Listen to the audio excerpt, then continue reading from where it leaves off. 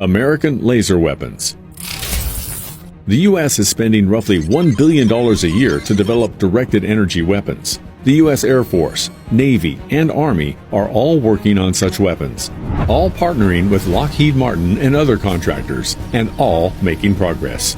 The Army is a service that will wield the American equivalent of the Iron Beam. In addition to the new weapon, the service is also pushing for 2 other laser weapons, which are both revolutionary in their own right. Here they are. 1. IFPC-HEL. The Indirect Fire Precision Capabilities High Energy Laser, or IFPC-HEL for short, is a 300 kilowatt laser weapon designed to take out heavy threats, such as cruise missiles. The result of a 3-year project to develop technologies that would protect fixed and semi-fixed sites. The IFPC-HEL is a mobile complete system packed with its beam control, beam director, power, and thermal management components.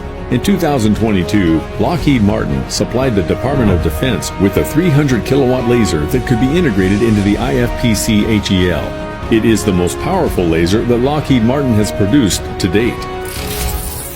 2. DE-M-SHORAD. The Directed Energy Maneuverable Short-Range Air Defense Laser Weapon, or DE-M-SHORAD for short, is a more everyday weapon that fires 60 kilowatt laser shots to take out UAVs and other similar sized targets from 5 miles away. It could achieve this by blinding sensors, causing aerodynamic failure, disabling target engines, detonating fuel supply, or detonating an onboard explosive payload prematurely. An interesting feature of the DE-M-SHORAD is its level of intelligence. The weapon is, in the case of multiple targets, able to autonomously determine which should be destroyed first based on how much of a threat each target poses. An urgently needed capability for the Army. It took the Army and Cord Technologies less than 2 years to develop the DE-M-SHORAD. Once completed, the laser weapon will be mounted on Stryker infantry armored vehicles and rolled out to action. With the threat of hypersonic missiles now a reality, the U.S. and Israel have committed to developing laser weapons that would not only counter hypersonic missiles, but would do it with jaw-dropping ease. And, according to experts, it would become even easier if you subscribe to this channel and give this video a like.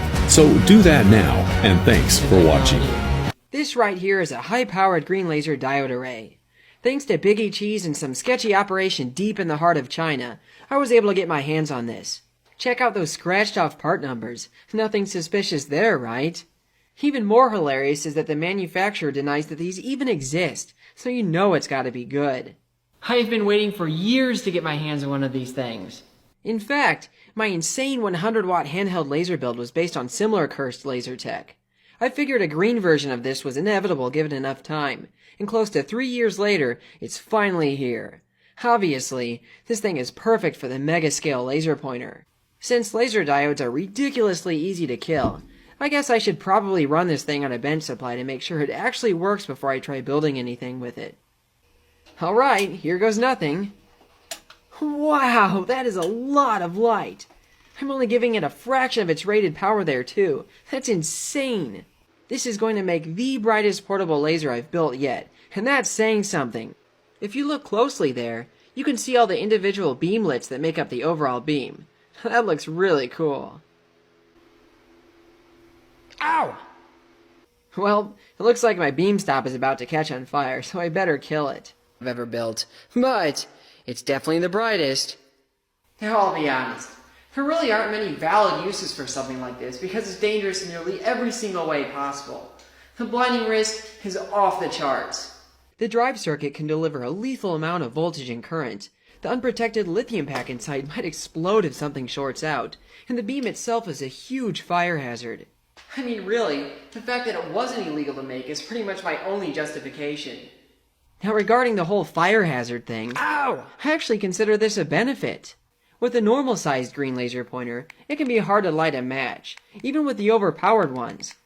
Now can this laser light a match? Well, duh, but let's test it out anyway. Very cool. I love how the smoke looks in the beam there. Let's test it out on some other stuff, like this paper bag here. Yup, it lights it on fire super easily.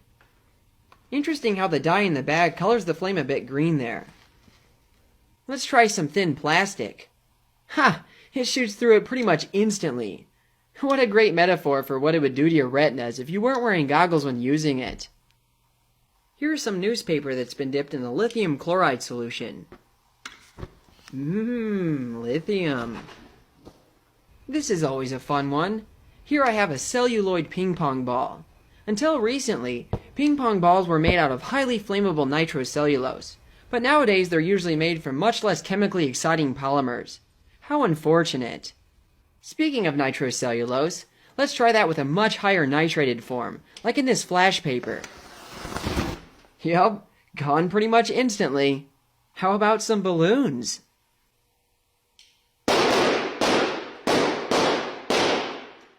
That never gets old. How about some flammable liquids? Well, the laser can actually light them directly. Since it's typically the vapors from a flammable liquid that burn, this means the light passes straight through without heating it up. Short of electric field ionization with like a 1,000,000-watt laser, the only way to light this on fire is indirectly, like with these matches here. You gotta admit, though, the effect is still pretty neat. Fortunately, a giant portable eye or death ray isn't just something I can go and buy online, so I guess this means I have to build one myself. Now, one of the fun parts about designing a laser like this is I'm completely at the mercy of what parts I can find cheaply on eBay. Now, lucky for me, high-tech startups are constantly failing, and militaries around the world are always getting rid of old laser hardware. And militaries around the world are always getting rid of old laser hardware. That means there's always going to be a constant supply of weapons-grade laser parts in the surplus market. I had my heart set on using a monster fiber-coupled eye or laser array on the build, but buying one of these things new costs more than a brand new car. But with a little bit of luck, I was able to score this used but working 25-watt unit. On the optic side of things, I needed something to tame the rapidly diverging beam from the fiber. I ended up using some nice fused silica lenses from Esco Optics. Now these things are rated to handle the high-power laser beam without exploding.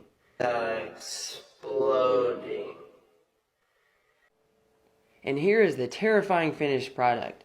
I added a thermometer here so I can keep an eye on the laser diode's temp. I also added some indicator LEDs, one that lights up when the laser's armed, and the other one when the laser's firing. And anyway, enough with this technical junk. Let's test this thing out. Now I built the mask that I'm wearing by fitting laser goggles into a welding helmet. I just want to make sure there is no chance of any stray light making it into my goggles.